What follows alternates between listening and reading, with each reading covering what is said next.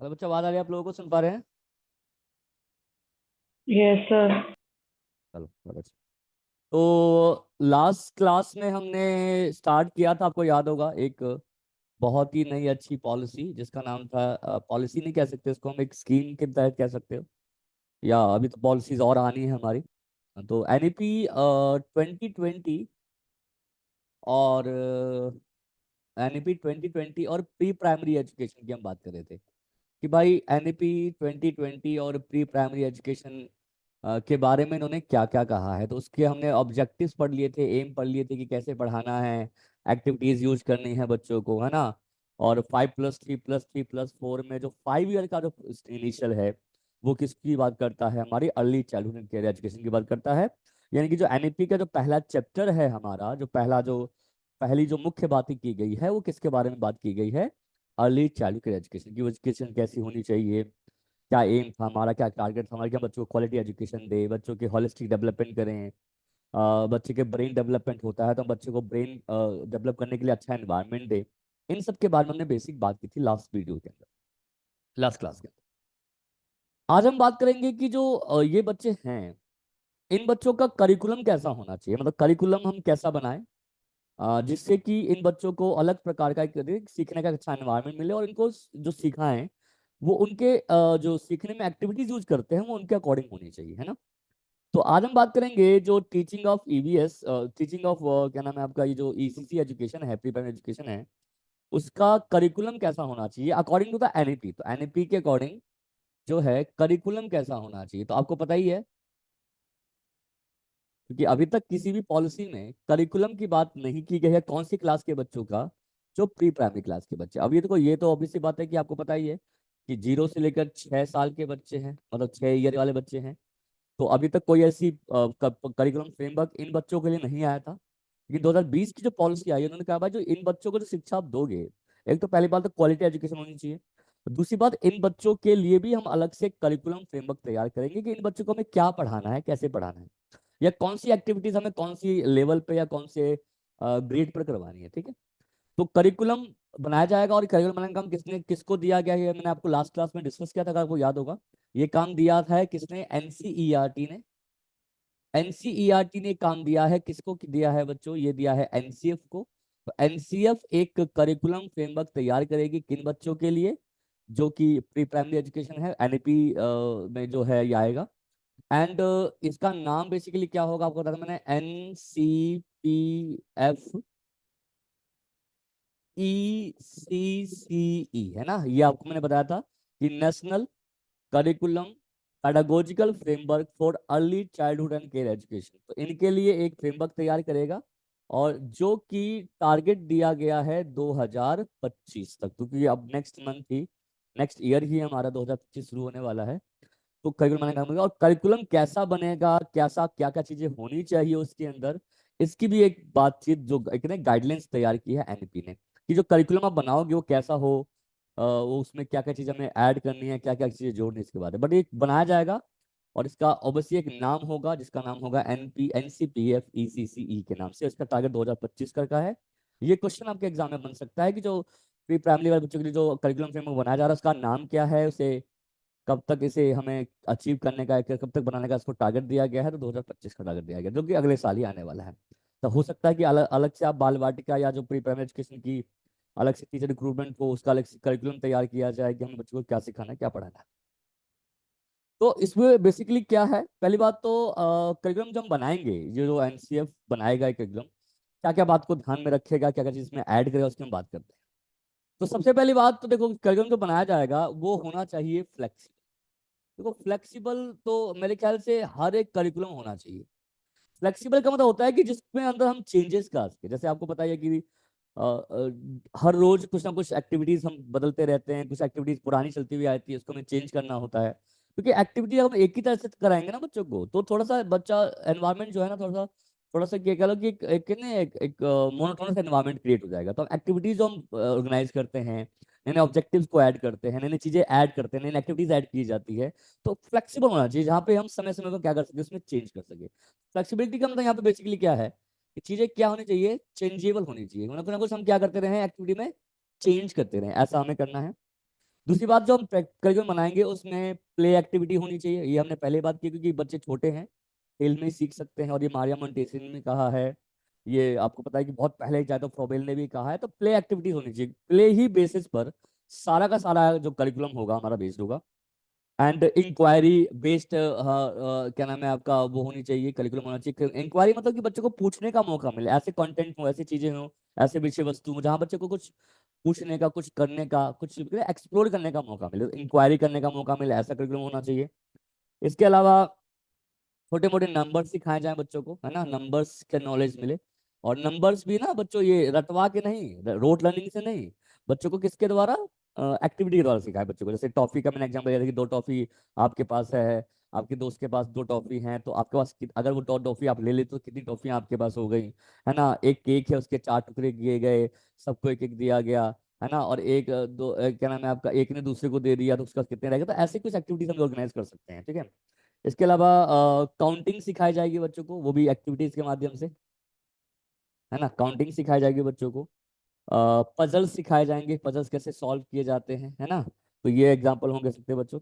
और बच्चों को लॉजिक लगाना भी सिखाया जाएगा, कि भाई लॉजिकल थिंकिंग भी बच्चे में डेवलप करेंगे, थोड़ा बहुत लॉजिकल जो है थिंकिंग बच्चों में डेवलप किया जाएगा। कि उनको, जैसे आप बच्चे कहते हैं, आपने देखा होगा बच्चों का कुछ कॉन्सेप्ट बनता है, जैसे आपने देखा होगा कि उनको आपने बताया कि बताया आपको दूध से दही बनता है, तो उनको ना दूध से दही बनने का प्रोसेस पता है कि भाई दूध को जमाया जाता है तो दही बनता है।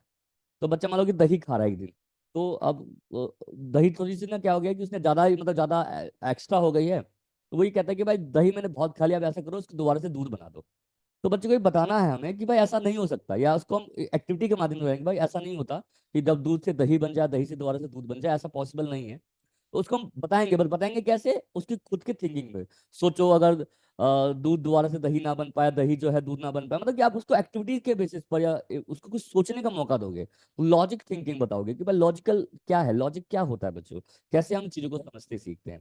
तो लॉजिकल थिंकिंग बच्चे में डेवलप करनी है। बच्चे में क्राफ्ट स्किल सिखानी है, कुछ बनाना होता है हाथों से, वो सिखाया जाए बच्चों को।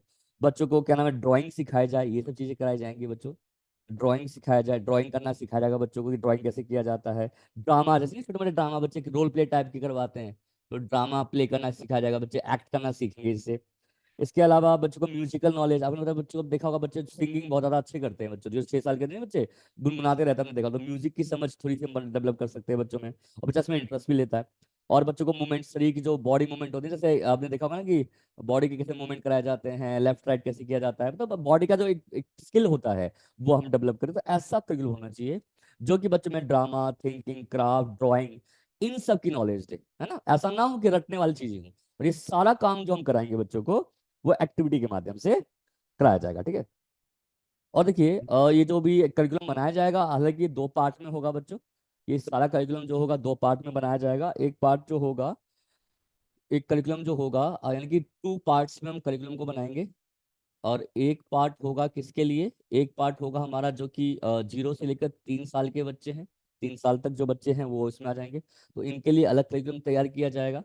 और 3 से लेकर 6 साल के बच्चों के लिए अलग करिकुलम बनाया जाएगा। और ये वाले बच्चे जो, हालांकि देखो, हालांकि प्री प्राइमरी में सारे बच्चे आ जाते हैं, बट इन बच्चों पर अधिक ध्यान दिया जाएगा, क्योंकि ये हमारा जो है, जो प्री प्राइमरी एजुकेशन का जो लेवल है वो यहाँ से शुरू होता है। तो हम, क्योंकि हम एनईपी में नहीं कहा है कि 3 साल के बाद, ये वाला बच्चों के लिए अलग करिकुलम बनाया जाएगा। और ये आ जाएंगे किसमें, प्री प्राइमरी एजुकेशन में क्या हो जाएंगे बच्चों, ये जुड़ जाएंगे, तो ये वाले बच्चों पर हमें ध्यान देना है। इसके अलावा, सर 2 के बाद क्या लिखा है आपने? हाँ जी, प्री प्राइमरी 2 जीरो के से लेकर 3 साल के लिए अलग करिकुलम बनाया जाएगा, और 3 से 6 साल के लिए, और ये 3 से 6 साल के जो बच्चे होंगे ये आपके प्री प्राइमरी एजुकेशन के अंदर आ जाएंगे सर हमारे। ऊपर ये 2 के बाद क्या लिखा है? 2 पार्ट्स, 2 पार्ट्स में होगा ना हमारा ये। उसके अलावा अ, इनके लिए अलग से गाइडलाइन भी तैयार की जाएगी, भाई कौन से बच्चे कैसे सीखेंगे, किन बच्चों को किन किन लेवल में पढ़ाया जाएगा, लेवल किस प्रकार के होंगे, है ना, फर्स्ट लेवल में कौन से बच्चे आएंगे, सेकंड लेवल में कौन से बच्चे आएंगे, तो गाइडलाइन तैयार की जाएगी। तो अलाइन किया जाएगा गाइडलाइंस को, अलाइन गाइडलाइंस, है ना। इसके अलावा क्या किया जाएगा बच्चों, लेटेस्ट रिसर्चेस जो होंगी उस रिसर्च को शामिल किया जाएगा। देखो आपको पता है कुछ ना कुछ बच्चों के ऊपर रिसर्चेस होती रहती है, एक्टिविटीज रिसर्चेस होती रहती है, लेटेस्ट रिसर्च जो भी हमारा होगा उसको भी शामिल किया जाएगा रिसर्च में। जो भी कुछ अगर हमें नया लिखता है तो उसे हम जोड़ेंगे, हम एजुकेशन में लेके आएंगे इन बच्चों के लिए।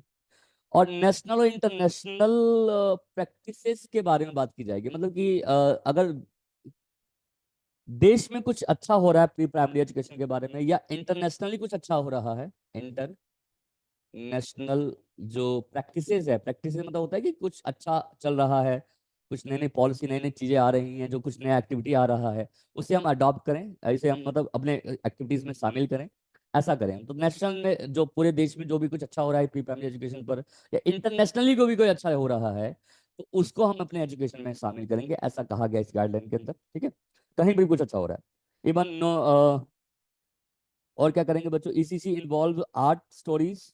तो क्या क्या किया जाएगा बच्चों, आर्ट्स को हम शामिल करेंगे, स्टोरीज को हम शामिल करेंगे। ठीक है, इसके अलावा ड्रामा वगैरह शामिल होगा, हमने थोड़ी देर पहले बात की थी, ड्रामा एक्टिविटीज को हम शामिल करेंगे इसके अंदर। इसके अलावा हम बच्चों में जो ट्रेडिशनल जो सॉन्ग्स होते हैं, जो बच्चों के पुराने सॉन्ग्स वगैरह होते हैं, उनको शामिल करेंगे। फोक सॉन्ग सुना होगा आप लोगों ने, फोक सॉन्ग्स होते हैं जैसे एग्जांपल के लिए, सब अपने अपने सबके जो लैंग्वेजेस होते हैं, सबके अपना रीजन्स होते हैं, रीजनल लैंग्वेज अपने अपने फोक सॉन्ग्स होते हैं। उन सॉन्ग्स को भी कि लोकल टू ग्लोबल चलेंगे, हम लोकल लैंग्वेज पर बच्चों को पहले सिखाएंगे, ग्लोबल पर बाद में लेके आएंगे। तो लोकल लैंग्वेज से हम स्टार्ट करेंगे। तो फोक सॉन्ग्स, अपने बच्चे जो होते हैं ना, अपने जो मदर लैंग्वेज की जो गाने होते हैं, या जो उनके उनके मतलब कल्चर के जो गाने होते हैं, सॉन्ग्स होते हैं, फोक सॉन्ग्स होते हैं, उनको क्या किया जाएगा, फोक सॉन्ग्स का फॉल टेल्स भी आप सुना होगा, स्टोरीज वगैरह जो होती हैं, उस पर हम फोकस करेंगे, ताकि बच्चा अच्छे तरीके से कागज से सुना सके। और गेम्स वगैरह भी, फोक गेम्स वगैरह जो होते हैं, जो उनके मतलब कल्चर में खेला जाता है, तो उन गेम्स को भी अप्रिशिएट किया जाएगा कि बच्चा उस गेम्स को भी खेले, और बच्चे से अच्छे सीखे। तो ये सारी चीजें क्या है, करिकुलम के अंदर रहेंगी। तो प्ले एक्टिविटीज यूज किया जाएगा, नंबर काउंटिंग यूज की जाएगी, लॉजिकल थिंकिंग के लिए हम टास्क देंगे बच्चों को, है ना, थिंकिंग डेवलप करेंगे, craft, drawing, drama, music, movements develop किया जाएगा। जैसे नहीं होता, आपने देखोगे बच्चों को एक्सरसाइज कराई जाती है ताकि बच्चे के बॉडी मूवमेंट्स क्या हो, डेवलप हो। तो ये सारे काम हमें बच्चों को कराने हैं, है ना। इसके अलावा बच्चों को क्या करना है, गाइडलाइंस जो भी आती रहेगी उसको हम देते रहेंगे, लेटेस्ट रिसर्च जो है इस पर किया जाएगा, है ना, रिसर्च रिसर्च जो होती रहेगी उसको हम शामिल करेंगे। नेशनल इंटरनेशनल प्रैक्टिस मतलब कि जो पूरे देश में कुछ अच्छा हो रहा है, या पूरे मतलब पूरे विश्व में, राष्ट्र में जो अच्छा हो रहा है, उसको हम अपने एजुकेशन में क्या करेंगे, शामिल करेंगे। आर्ट, स्टोरी, ड्रामा को शामिल किया जाएगा, फोक स्टोरीज को, फोक सॉन्ग्स को, या गेम्स वगैरह जो होते हैं उनको शामिल करेंगे, क्योंकि बच्चा अपने जो रीजनल लैंग्वेज के जो भी गेम्स या कल्चर होते हैं उनको बहुत अच्छे तरीके से समझ सकते हैं। तो वो बच्चा इसमें सीखेगा, समझेगा भी। तो ऐसा आपको एनवायरनमेंट क्या करना है बच्चों के लिए, क्रिएट करना है। ठीक है, और क्वालिटी एजुकेशन देनी है, और सबके लिए ऐसे होना चाहिए, मतलब सारे व्यक्ति शामिल हो, ऐसा करिकुलम हो जो सबके लिए हो, ऐसा किसी पर्टिकुलर पर्सन के लिए नहीं होनी चाहिए, क्वालिटी होनी चाहिए हर जगह। और सब एरिया को ऐसा करिकुलम होना चाहिए जो सारे एरिया को, खासकर कौन से बच्चे जो सोशियो इकोनॉमिकल हैं, या सोशियो इकोनॉमिकल जो एरिया वाले व्यक्ति हैं, जो कि थोड़े से क्या होते हैं, वीक होते हैं, इनको भी शामिल करें। तो आप ये लगा लो कि जो बेसिकली हम इसको क्या कहते हैं, S socio economical disadvantage group, है ना, इनको भी हम शामिल करेंगे। मतलब कि ऐसा हो कि वो सबके लिए ही होना चाहिए बच्चों, है ना, सबके लिए ही होना चाहिए। तो ऐसा हम करिकुलम बनाएंगे कि सोशियो इकोनॉमिकल डिसएडवांटेज ग्रुप वाले बच्चे भी जो हैं, वो भी अच्छे तरीके से क्या हो पाए, ऐड हो पाए। तो ये सारा का सारा करिकुलम होगा। अब देखो कहीं पर भी आप यहाँ पे देख रहे हो कि बच्चों को हम हाई लेवल ऑफ मैथ सिखाएंगे, या बच्चों को साइंस सिखाएंगे, या बच्चों को एनवायरमेंटल नॉलेज की भी डीप नॉलेज दी जाएगी, बच्चा कैलकुलेशन करना सीखेगा, बच्चा प्लस माइनस करना सीखेगा, बच्चे का मतलब हम हाई लेवल की लैंग्वेज बोलना सिखाएंगे। ये सब चीजें नहीं है इसके अंदर बच्चों, सब है, drama, music, play, folk songs, ये सब पे फोकस किया जाएगा, जो बच्चों से जुड़ेगा। इनफैक्ट सही लर्निंग यही होती है, प्री प्राइमरी में यही, इसी पर फोकस करना चाहिए हमें, ना कि बच्चों को रटने फोकस करें। आजकल के स्कूल में आपने देखा होगा बच्चों कि रटने पर अधिक फोकस होता है, पढ़ाने से ज्यादा क्या होता है कि रटने में फोकस होता है, और कुछ नहीं। क्वालिटी एजुकेशन कोई दे नहीं रहा बच्चों, वो केवल ये सोचता है कि बच्चा क्लास में आएगा, उसको रटवाएंगे, पढ़ाएंगे, सिखाएंगे, और ताकि वो अगले लेवल तक आराम से क्या हो पाए, पहुंच पाए। तो ऐसा एनवायरमेंट हमारे एजुकेशन के अंदर है। ठीक है, सर ये लास्ट पॉइंट क्या लिखा है? जो सोशल इकोनॉमिकल डिसएडवांटेज ग्रुप है, इस पर हम स्पेशल ध्यान रखेंगे। मतलब कि करिकुलम जब हम बनाएंगे तो इन बच्चों को भी ध्यान में, स्पेशल अटेंशन हमारा होगा किन बच्चों पर, जो कि सोशल इकोनॉमिकल डिसएडवांटेज ग्रुप से आते हैं। और यूनिवर्सल होगा बच्चों, सभी पर हम सब शामिल करेंगे। तो ये सारी बातें इसके अंदर बच्चों रखी गई है। तो ये सब कुछ किस में है, ये किसके अकॉर्डिंग है बच्चों, ये अकॉर्डिंग है बच्चों हमारा न्यू एजुकेशन पॉलिसी 2020 जो एनी ईसीसी एजुकेशन या प्री प्राइमरी एजुकेशन में क्या करती है, बात करती है। ठीक है, और हम इसमें और क्या पढ़ेंगे बच्चों, क्योंकि बहुत सारी चीजें हैं इसमें जो हमें पढ़नी है, और इस पे आप लगा लीजिए कम से कम आपके एग्जाम में 2 से 3 क्वेश्चन तो इस पे आने हैं। इसके अलावा हम बात करेंगे किस पे, नेक्स्ट देखते हैं बच्चों, हम किस पे बात करेंगे।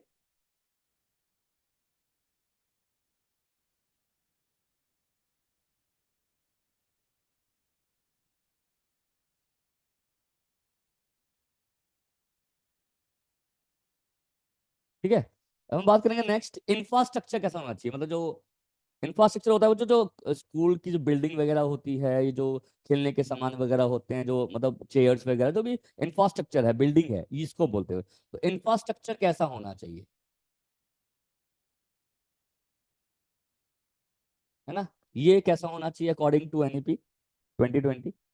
पहली बात तो हाई क्वालिटी सेटअप, बहुत इंपॉर्टेंट पॉइंट है बच्चों, हाई क्वालिटी सेटअप। ठीक है, and play equipments, play equipments.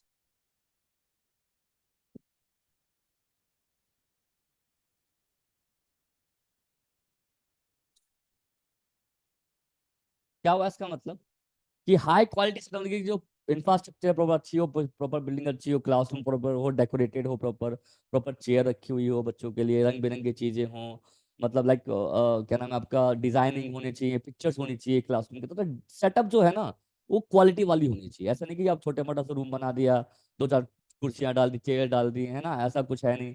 तो ऐसा नहीं एनवायरमेंट होना चाहिए, एकदम क्वालिटी वाला रूम जो है बच्चों को हम अवेल कराएंगे। और प्ले इक्विपमेंट में तो होता है कि खेल की सामग्री रखेंगे, जितने हो सके खेलने वाले जो इक्विपमेंट्स होते हैं, ऑब्जेक्ट्स होते हैं, वो शामिल करेंगे, ताकि बच्चा खेल खेल से क्या कर सके, सीख सके, ऐसे एनवायरमेंट होना चाहिए। इवन वेल ट्रेन्ड, याद रखना आपको बता दूं मैं, well trained anganwadi workers, well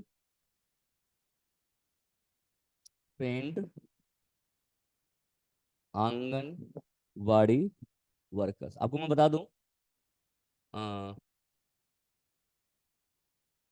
अब जो आगे एंड टीचर्स, आगे जितनी भी वैकेंसीज निकलेंगी, उस वैकेंसीज में आपको बता दूं मैं, जो आंगनवाड़ी या बाल वाटिका के लिए जो टीचर्स अपॉइंट किए जाते हैं वो भी रखे जाएंगे। तो ऐसा कहा गया एनईपी में कि जो बच्चे, जो टीचर ऑलरेडी एनईपी मतलब आंगनवाड़ी में पढ़ा रहे हैं, उनको भी ट्रेन किया जाएगा, और जो रखेंगे, अपॉइंट करेंगे, वो भी क्या होंगे, ट्रेंड होंगे। तो आंगनवाड़ी वर्कर्स ट्रेंड होंगे, पहली बात तो, पहले तो हम ऐसे रख लेते थे।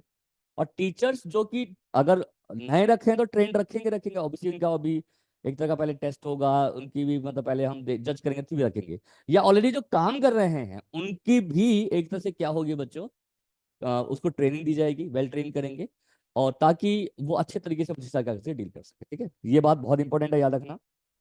और वेल डिजाइंड वेंटिलेशन, क्लासरूम बहुत अच्छे से डिजाइंड होगा, वेल डिजाइंड होना चाहिए, अच्छा क्लासरूम होगा, दिखने में मजा आएगा, मतलब अच्छा सा लगेगा, वेल डिजाइंड होगा, एंड वेंटिलेशन होगा प्रॉपर क्लास में, लाइट वगैरह प्रॉपर, जी बोलते हैं वेंटिलेशन प्रॉपर होगी क्लासरूम के अंदर।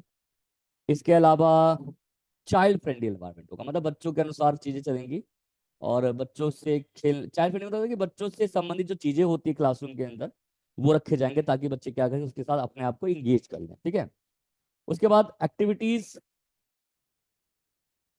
एक चीज बहुत अच्छी इसमें ऐड की गई है, ये बहुत इंपॉर्टेंट पॉइंट है बच्चों, activity tour, tours to local pre primary, local primary schools. आप देखिए, बहुत सारे प्री प्राइमरी स्कूल खोले जाएंगे, आंगनवाड़ी खोले जाएंगे, बाल वाटिका खोली जाएंगी बच्चों। आप बता दूं, बाल वाटिका एक नया कॉन्सेप्ट आया है, जो बाल प्री प्राइमरी वाले बच्चों को हम में रखा जाएगा, जो कि फर्स्ट क्लास से जो पहले वाले बच्चे होंगे, जो कि 6 साल से, वैसी बात है, पहले वाले जो बच्चे होंगे, और 3 साल के जो 5 वाले बच्चे होंगे, 3 से 5 साल के जो बच्चे होंगे, उनको मतलब बाल वाटिका में रखा जाएगा। बाल वाटिका एक प्ले स्कूल टाइप का, मतलब प्री स्कूल टाइप का होगा बच्चों। तो क्या करेंगे, जो प्ले स्कूल बच्चे के लिए हमने बनाया, जहाँ बच्चा पढ़ रहा है, और वहां पहली बात तो हम कोशिश करेंगे कि प्राइमरी स्कूल के अंदर ही हम बच्चों के लिए जो प्ले स्कूल्स होते हैं या बाल वाटिका खोलें। या तो उसके आसपास खोले, अगर नहीं खोल पा रहे तो हम बच्चे को एक बार उस टूर पर लेके जाए, मतलब कि प्राइमरी प्री प्राइमरी से उसको प्राइमरी स्कूल में लेके जाएं एक टूर के रूप में। जाएगा बच्चा, क्योंकि वहां का देखो माहौल देखेगा, बच्चा ऐसे टीचर्स होंगे आपके, यहाँ पर आपको बैठने को मिलेगा, ये ऐसे रूम होंगे, ऐसी चीजें होंगी। तो बच्चों को ना हम एक टूर देते रहे, जिससे क्या होगा, बच्चा रेडीनेस डेवलप होगी। अब सीधा बच्चों को सीधा एक बैग स्कूल में भेज दोगे ना तो गड़बड़ हो जाएगी। तो रेडीनेस को डेवलप करने के लिए हम बच्चों को क्या देंगे, टूर देंगे। टूर इन द सेंस कि हम उसको कभी एक बार बीच में घुमा के ले जाएंगे प्राइमरी स्कूल को, दिखाएंगे कि अब आगे बच्चों आपको इन स्कूल में आना है, आपको आपको आगे ऐसे स्कूल मिलेंगे, ताकि बच्चा को अवेयरनेस डेवलप होगी और अपने आप को वो एडजस्ट कर पाएगा। ये बहुत अच्छा एक तरीका एनईपी कहता है कि ऐसा करना चाहिए, जिससे क्या होगा कि बच्चों में ना एक फ्रेंडली एनवायरनमेंट जो होता है, एक फ्रेंडली एनवायरनमेंट जो होगा बच्चों का डेवलप हो पाएगा। और ताकि क्या हो पाए, इसका रीजन क्या है कि बच्चे का हो पाए स्मूथ। ये मेन पर्पस था इसका, क्या किया, transaction of smooth transaction to anganwadi, from anganwadi to from anganwadi to what, primary schools की। बच्चा आराम से जो है आंगनवाड़ी जो स्कूल्स होती हैं उनसे स्कूल में आराम से वो क्या कर पाए, बच्चे जा पाए। ये स्मूथ ट्रांजेक्शन होना चाहिए, मतलब एक ट्रांसफरेशन जो होती है वो होनी चाहिए बच्चों। एंड इसके लिए बहुत इंपॉर्टेंट है कि टीचर्स मिलकर काम करें, बच्चे के टीचर्स को मतलब मिलकर काम करना होगा इसके लिए। इवन पेरेंट्स को भी मिलकर काम करना होगा, ऐसा नहीं है कि सिर्फ टीचर ही काम कर रहा है, पेरेंट्स को भी मिलकर काम करना होगा। और बच्चे को भी, इनफैक्ट बच्चे को इन्वॉल्व होना पड़ेगा, सबका पार्टिसिपेशन होगा बच्चों, क्योंकि जब तक सारे मिलकर ये चीज नहीं करेंगे तब तक नहीं हो सकता। ये ऐसा नहीं कि केवल टीचर ही या चिल्ड्रन ही काम करे, उसके पेरेंट्स को भी इन्वॉल्व होना होगा, टीचर को खुद तो ये सब कुछ मिलकर जब पार्टिसिपेट करेंगे, मिलकर अगर इस एजुकेशन को इंट्रोड्यूस मतलब आगे बढ़ाएंगे, उतना ही बच्चों का डेवलपमेंट में फायदा होगा। किसी एक के एफर्ट से ये सारा काम नहीं हो सकता, ये आपको ध्यान रखना है, ठीक है। इसके अलावा बिल्डिंग जो होगी एनरिच एंड लर्निंग एनवायरनमेंट वाली होगी, ये बहुत अच्छा पॉइंट है बच्चों। बिल्डिंग जो होगी, बिल्डिंग जो होगी वो एनरिच एनवायरनमेंट, एनरिच एनवायरनमेंट का मतलब देखिए क्या होता है, enrich learning environment, enrich learning environment,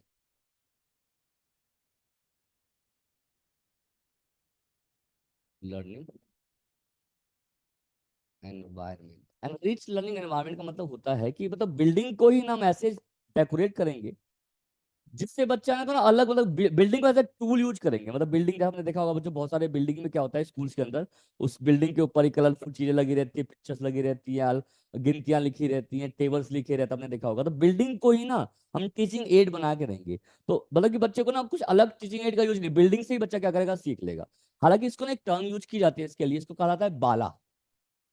बाला मतलब क्या है, बिल्डिंग एज लर्निंग एड, कि बिल्डिंग को ही लर्निंग एड बना देंगे। जैसे हमने देखा बहुत सारी बिल्डिंग में क्या होता है, रंग बिरंगी पिक्चर्स लगी रहती हैं, किसी पे टेबल लिखी हुई है, कहीं पे क्या होता है कि काउंटिंग लिखी हुई है, किसी पे क्या लिखा हुआ है, मतलब आपके अल्फाबेट्स लिखे हुए हैं, है ना, कहीं पर 2 लेटर वाले वर्ड्स लिखे हुए हैं, कहीं पर क्या है स्पेस के बारे में कुछ कुछ दिया हुआ है।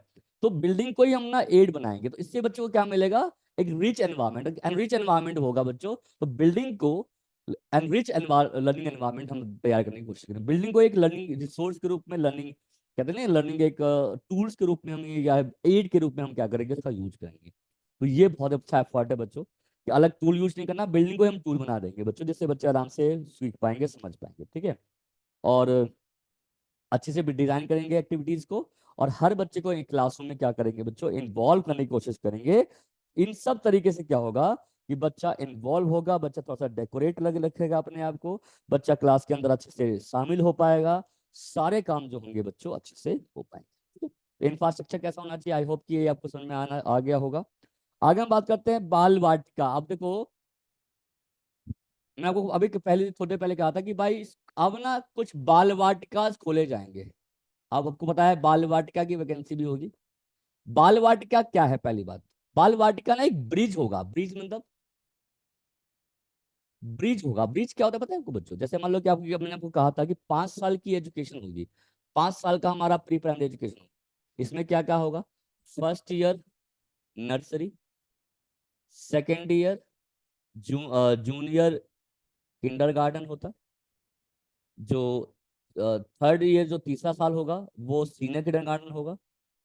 और उसके अलावा हमारे पास होगा फर्स्ट और सेकंड क्लास। अब देखो फर्स्ट, अब देखो इसमें कौन सी क्लास के बच्चे होंगे, इसमें आ जाएंगे 4 साल के बच्चे, इसमें आ जाएंगे 5 साल के बच्चे, इसमें आ जाएंगे 6 साल के 3 साल 4 साल 5 साल 6 साल 7 साल। तो 4 5 6 7 और 8, हाँ।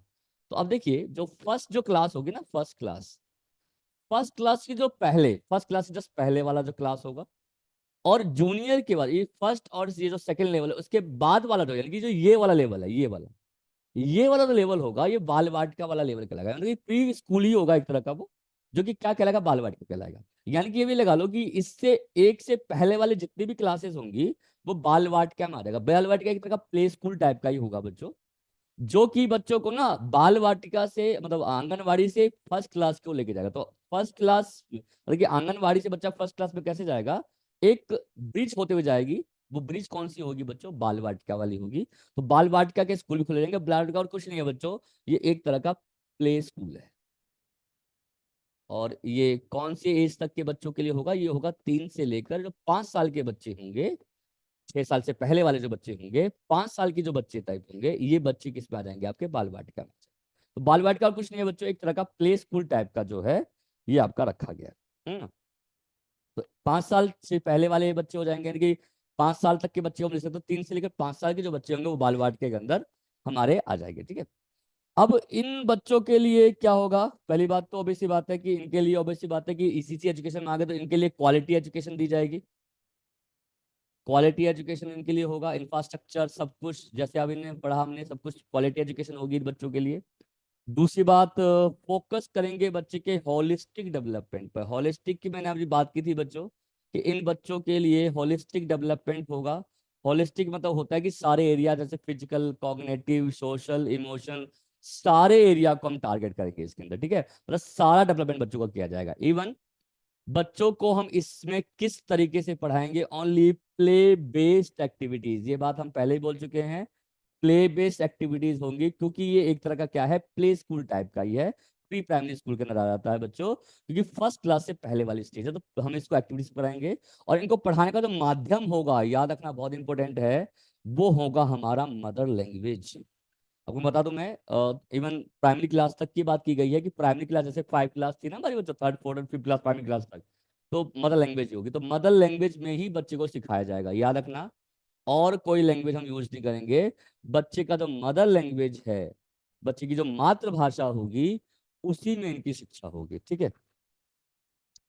तो मदर लैंग्वेज पे ही फोकस किया जाएगा, है ना।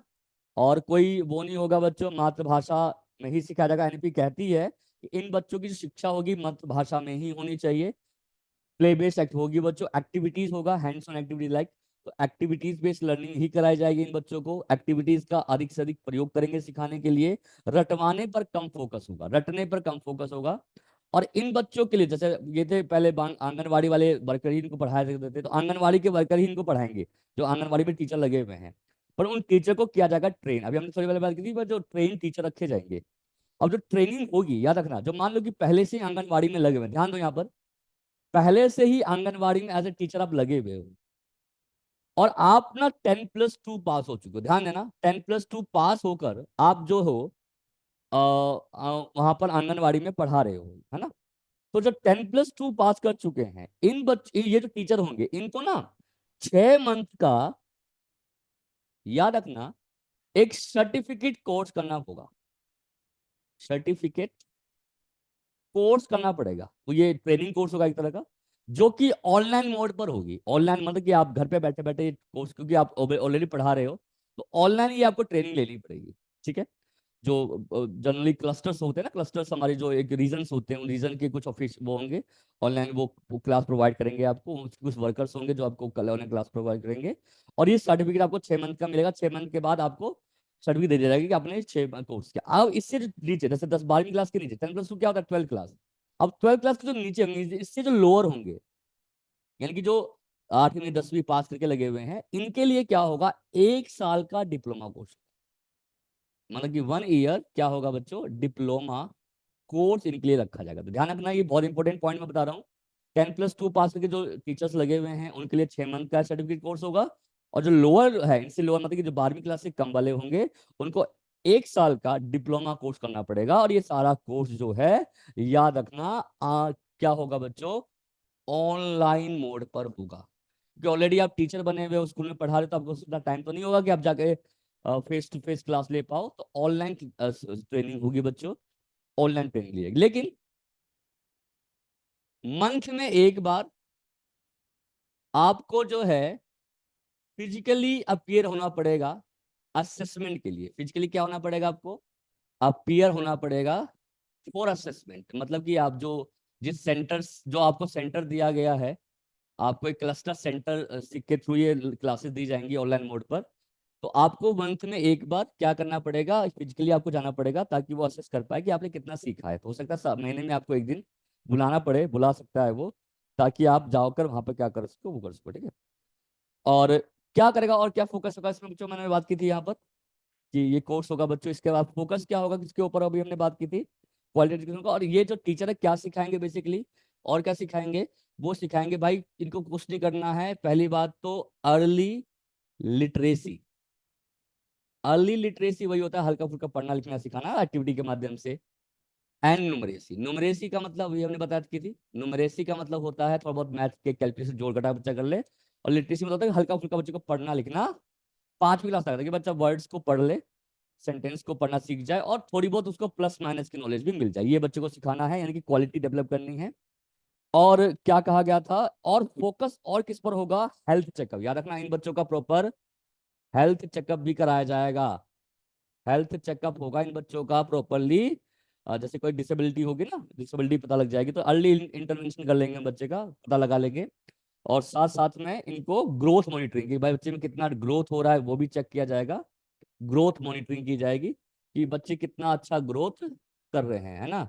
मॉनिटरिंग जो है की जाएगी इन बच्चों की, है ना, ये किया जाएगा स्कूल के अंदर। और ऑब्वियसली बात है कि मिड डे मील व्यवस्था आजकल चली रही है, 1st to 8th क्लास तक के बच्चों को हम पहले दे रहे थे, अभी इन बच्चों को भी मिड डे मील दिया जाएगा। तो मिड डे मील व्यवस्था भी इन बच्चों के लिए होगी। कौन से स्कूल में, बाल वाटिका वाले में। तो मिड डे जो मिल व्यवस्था जो होगी, ये भी इन बच्चों को दिया जाएगा साथ साथ में एसीसी एजुकेशन के अंतर्गत, ठीक है। ये वाली बात की गई इसके अंदर बच्चों की क्वालिटी एजुकेशन दी जाएगी, बच्चों को एक्टिविटीज सिखाया जाएगा, मदर लैंग्वेज पर फोकस होगा, प्ले एक्टिविटीज पर फोकस किया जाएगा, है ना। लोअर क्लासेस में 12th क्लास तक पास है तो 6 महीना कोर्स होगा, लोअर क्लास में है इससे लोअर है तो 1 साल का डिप्लोमा कोर्स होगा, है ना। और अर्ली लिटरेसी मतलब खुद पढ़ना लिखना सिखाया जाएगा। और न्यूमरेसी मतलब हल्के फुल्के जो प्लस माइनस वो भी बच्चों को सीखेंगे, वो भी एक्टिविटी के माध्यम से सिखाया जाएगा। और मिड डे मील व्यवस्था भी रहेगी, और चेकअप भी करते रहेंगे, ताकि बच्चों की जो कोई बीमारियां हैं वो बीमारी के बारे में पता चलता रहे। अब टीचर ट्रेनिंग के बारे में थोड़ा सा और पढ़ लेते हैं बच्चों। इनकी टीचर ट्रेनिंग कैसी होगी, तो मैंने कहा ना ट्रेनिंग की दी जाएगी प्रॉपरली। आपको हो सकता है कि अब बाल वाटिका की वैकेंसी भी देखने को मिले, और बाल वाटिका की वैकेंसी जो आएंगी उसमें केवल एनटीटी वाले ही अपीयर हो सकते हैं। तो अभी केंद्रीय विद्यालय की वैकेंसी आएगी, जब आगे आने आएगी आपकी लगभग अक्टूबर नवंबर तक वैकेंसी आएगी, तो आपको उस वैकेंसी में एनटीटी वाले बच्चों के लिए एक बहुत अच्छा अवसर है कि जो बाल वाटिका की वैकेंसी जो होगी वो उन बच्चों के लिए होगी। बाल वाटिका कौन सा स्कूल है, प्री प्राइमरी स्कूल है, तो नर्सरी वाले बच्चे ही उसमें क्या करेंगे, पढ़ा पाएंगे। तो तैयार रहिए बच्चों, आगे भी बहुत सारी वैकेंसी आप लोगों के लिए आने वाली है 2-3 महीने के अंतर्गत, ठीक है। तो पहली बात तो टीचर ट्रेनिंग कैसी होगी, तो हाई क्वालिटी टीचर ट्रेनिंग होगी। पहली बात तो ऐसा नहीं है कि नॉर्मल कोई भी आगे पढ़ा देगा, क्वालिटी मतलब उनकी ट्रेनिंग दी जाएगी properly. High quality ECC workers या जो टीचर्स अपॉइंट किए जाएंगे, ईसीसी टीचर्स और वर्कर्स को अपॉइंट किया जाएगा, है ना। पहली बात तो ये ऐसा नहीं कि कोई भी आगे पढ़ाने लग जाएगा, ऐसा कुछ नहीं है। दूसरी बात, जो करंट वर्कर हैं ऑलरेडी लगे हुए हैं, करंट वर्कर जो हैं उनको भी क्या दी जाएगी, प्रॉपर ट्रेनिंग दी जाएगी। अभी थोड़े पहले हमने बात की थी, जो कि 12वीं पास कर चुके हैं उनको 6 मंथ का कोर्स होगा, और जो 10वीं पास हैं या 10वीं से नीचे हैं इनको 1 साल का 1 साल का डिप्लोमा कोर्स कराया जाएगा, वो भी ऑनलाइन मोड पर, ठीक है। डिप्लोमा कोर्स कराया जाएगा। तो सर अगर बैटरी कोई, रो का साइन आ रहा है। हाँ जी, बैटरी रो का साइन आ रहा है सर। एक बार देख लेता हूँ।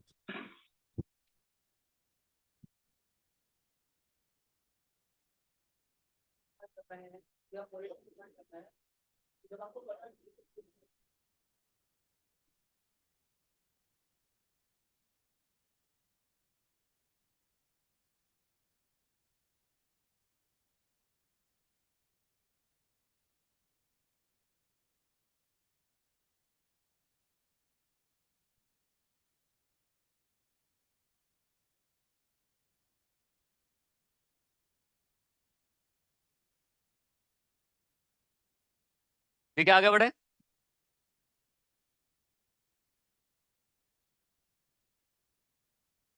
फिर आगे देखिए, करंट वर्कर्स ट्रेनिंग दी जाएगी। 12th क्लास पास किया तो 6 मंथ का, 10th के लिए डिप्लोमा दिया 1 साल का, ठीक है। तो 1 साल का डिप्लोमा का इन बच्चों के। इसके अलावा इनके लिए भी जैसे स्कूल, जैसे ट्रेनिंग में क्या पढ़ेंगे, है ना, को ना कि भाई इनके इनके इनका करिकुलम कैसा होगा, कि इन लोगों को क्या पढ़ना है और क्या पढ़ाना है। तो इनके लिए एक पेडागोजिकल फ्रेमवर्क तैयार किया जाएगा, वो भी एनसीईआरटी करेगा कि इनको क्या पढ़ाना है। तो इनके लिए क्या तैयार किया जाएगा, बेसिकली बच्चों फोकस होगा किसके ऊपर, करिकुलम, याद रखना, करिकुलम पेडागोजिकल पेडागोजिकल फ्रेमवर्क तैयार किया जाएगा। पेडागोजिकल फ्रेमवर्क तैयार किया जाएगा कि इनको क्या पढ़ना है, क्या पढ़ाना है ना। और ये कौन तैयार कराएगा, NCERT। देखो बीएड कॉलेज वगैरह हम लोग करते हैं, ट्रेनिंग कोर्स होती है ना बच्चों, जिसमें बताया जाता है कि बच्चों को कैसे पढ़ाना है। तो इनके लिए भी एक पर्टिकुलर ट्रेनिंग, जो पेडागोजिकल करिकुलम तैयार किया जाएगा कि इनको क्या पढ़ना है और उनको कैसे बच्चों को पढ़ाना है। तो ट्रेनिंग में ये करिकुलम को कैसे इंट्रोड्यूस करना है, कैसे पढ़ाना है, कैसे सिखाना है, कैसे तरीके यूज करने हैं, ये बच्चों को, टीचर को सिखाया जाएगा, ठीक है। तो ये भी कौन तैयार करेगा, एनसीईआरटी करेगा। आपको बताइए कि सारा काम एनसीईआरटी ही आपका करती है ना। और फोकस इस पे क्या होगा कि बच्चे की अर्ली लिटरेसी आ जाए, ये हमने पहले बात की थी। अर्ली लिटरेसी मतलब थोड़ा बहुत पढ़ना लिखना बच्चा डाल ले, लिटरेसी। और थोड़ा बहुत बच्चों में न्यूमरेसी जो एबिलिटी होती है, न्यूमरेसी का मतलब क्या होता है, थोड़ी बहुत संख्यात्मक जो ज्ञान है वो बच्चों को क्या हो जाए, मिल पाए, इवन। और डिजिटल डिस्टेंस लर्निंग टाइप की होगी बच्चों, डिस्टेंस मोड पर होगा, है ना, थ्रू डिजिटल, यानी कि आप ये लगा लो डिजिटल लर्निंग टाइप की होगी। डिजिटल मतलब कि डिजिटल तरीके से, टेक्नोलॉजिकल तरीके से लर्निंग कराई जाएगी बच्चों। एंड मॉनिटरिंग किया जाएगा, है ना। और 1 मंथ में एक बार आपको आना है, ये तो हमने बता दिया था कि 1 मंथ में मॉनिटरिंग बाय, है ना, किया जाएगा। मंथली कॉन्टैक्ट क्लासेस, यानी कि मंथली जो होगी कॉन्टैक्ट क्लासेस वही होती है जब आपको फेस टू फेस जाना पड़ेगा वहां पर, और आपको वहां पर क्या होगा, पढ़ाने का क्या मिलेगा, मौका मिलेगा। मतलब आपको वहां पर असेसमेंट किया जाएगा कि आपने ओवरऑल अभी तक क्या क्या सीखा है। जो आपने ऑलरेडी सीखा होगा उसका असेसमेंट किया जाएगा इसके अंदर, ठीक है। तो ये हमने किसकी बात की बच्चों, आपका जो कि आंगनवाड़ी या बाल वाटिका एजुकेशन क्या होती है। तो बाल वाटिका 3 से 5 साल की होगी, फर्स्ट क्लास से जस्ट पहले वाली एजुकेशन होगी। और इनके लिए ये, यानी कि एक तरह का प्ले स्कूल टाइप का हो या प्री प्राइमरी स्कूल के टाइप का ये चीज रखा जाएगा। अब हम बात करते हैं कि भाई कुछ ट्राइबल एरियाज भी होते हैं, कुछ स्लम एरियाज भी हैं, उनके लिए भी कुछ ना कुछ सिखाया जाएगा। तो एक और स्कूल खोले जाएंगे, स्कूल टाइप का ही होगा बच्चों ये, वो होगा आश्रम शाला। ये भी एग्जाम में आ सकता है कि आश्रम शाला के बारे में किस पॉलिसी ने कहा है। तो आश्रम शाला याद रखना, ये भी एक तरह का प्ले स्कूल टाइप का ही होगा, बट थोड़ा सा डिफरेंट होगा उससे, है ना, कुछ एक्टिविटी अलग हो सकती है इसके अंदर। तो आश्रम शाला पहली बात तो खोला कहाँ पे जाएगा, तो जैसे बाल वाटिका था ना हमारे अर्बन एरियाज में, ये आश्रम शाला भी खोला जाएगा। बट ये होगा कहाँ पर, ये ट्राइबल डोमिनेटेड एरियाज में होगा, जहाँ पर ट्राइबल ज्यादा रहते हैं, जनजाति के लोग ज्यादा रहते हैं। ट्राइबल डोमिनेटेड एरियाज में ज्यादा खोले जाएंगे। तो याद रखना एग्जाम में पूछ सकता है कि एनईपी के अनुसार आश्रम शाला कहाँ खोले जाएंगे, तो ट्राइबल एरियाज में, नहीं ट्राइबल एरिया ना, जब जनजाति के लोग जहाँ पर होते हैं उन एरिया में ज्यादा खोले जाएंगे, है ना।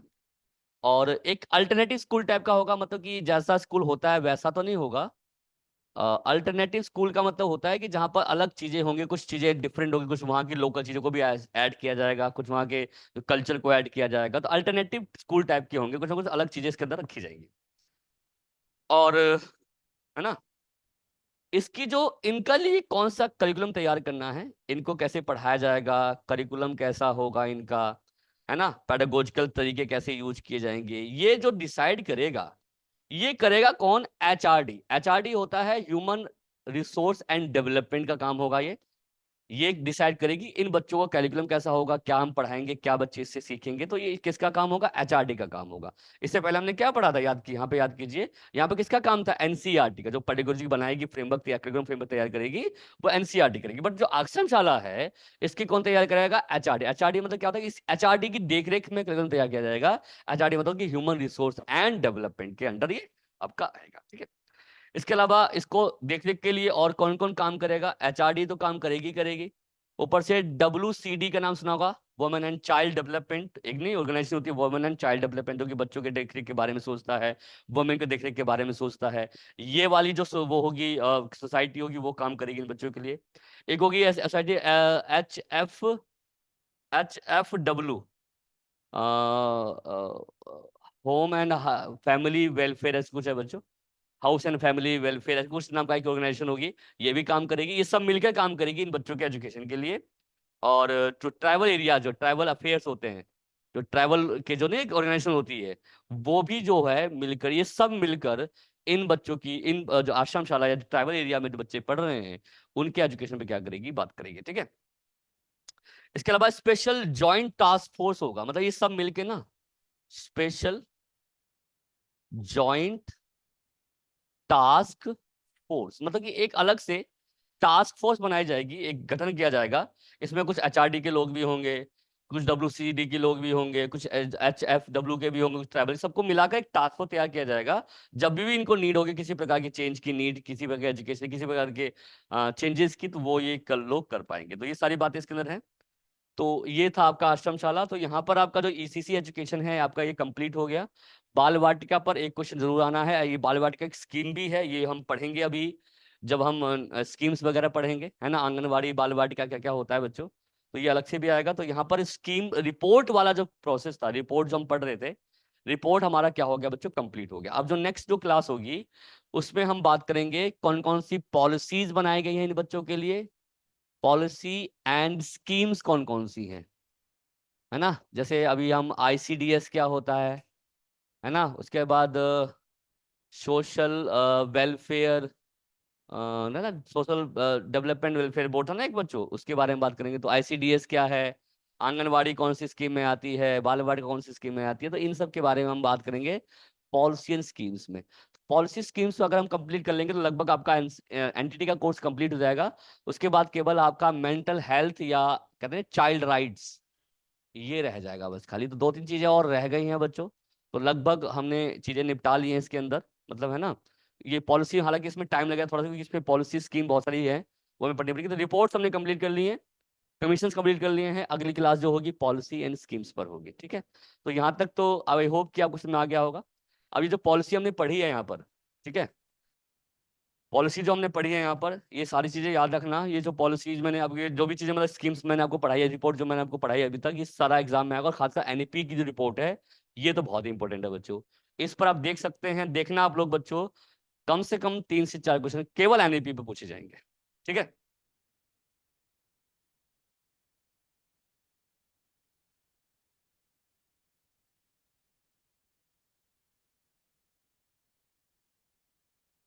ओके,